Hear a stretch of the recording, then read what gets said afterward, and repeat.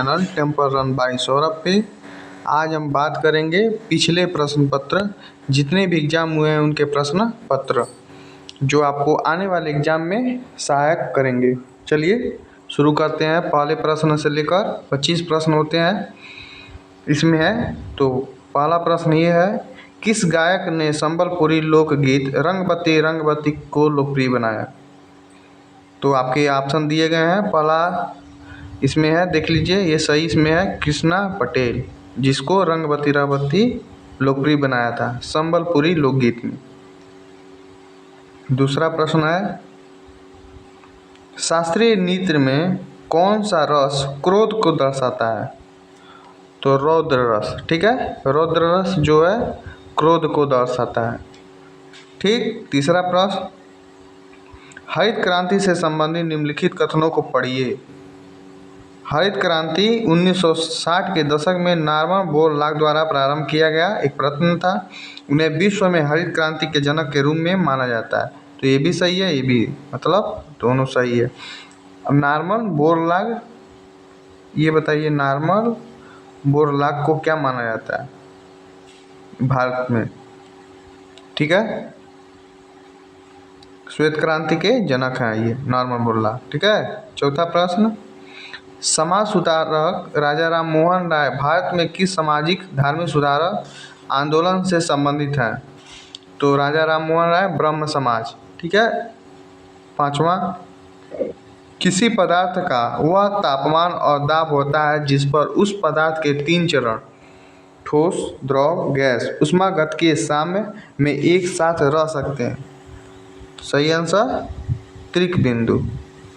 ठीक है। छठवां प्रश्न, 2011 की साक्षरता दर जनगणना के अनुसार भारत में पुरुषों की साक्षरता दर कितनी थी? तो 82.14% टोटल पुरुष। ठीक है, मेल टोटल पूछ रहा है, टोटल मेल। सातवां, सितंबर 2023 में एक वर्ष के कार्यकाल के लिए प्रेस ट्रस्ट ऑफ इंडिया के निदेशक मंडल के अध्यक्ष चुने गए थे। कौन थे? ये पुराना हो गया है, 2023 के लिए पूछा था। ठीक है, उस समय के.एन. शांत कुमार थे। आठवां है, जब एक शटल को हवा में ऊंचा उड़ाया जाता है तब खिड़की के पास से सीधे विरोधी कोर्ट के फर्श पर एक शक्तिशाली ओवरहैंड शॉट लगाने का समय होता है। इसे किस नाम से जाना जाता है? तो इसे स्मैश के नाम से जाना जाता है।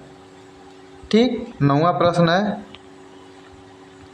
प्रधानमंत्री मोदी ने 31 अक्टूबर 2023 को राष्ट्रीय कौन से दिवस पर कर्तव्य पथ पर देश के युवाओं के लिए मेरा युवा भारत लॉन्च किया प्लेटफॉर्म, मेरा युवा भारत प्लेटफॉर्म?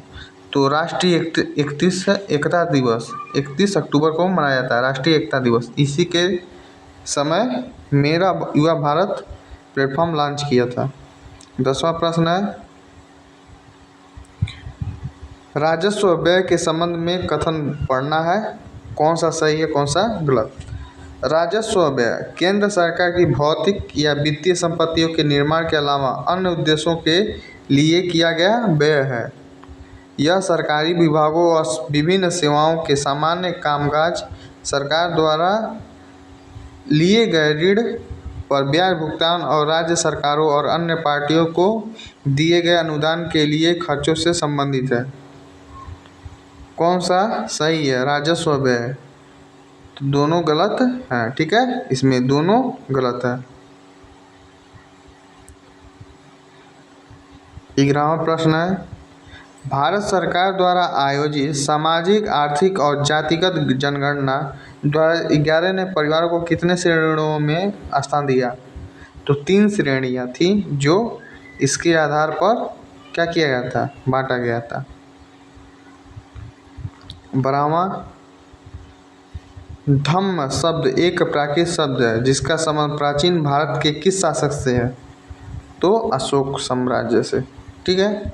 13वां, राज्य की लोक सेवाओं में न्यायपालिका को कार्यपालिका से पृथक करने के लिए राज्य कदम उठाएगा। इसका उल्लेख भारत के किस संविधान के अंतर्गत है? तो भाग 4 आर्टिकल 50 में।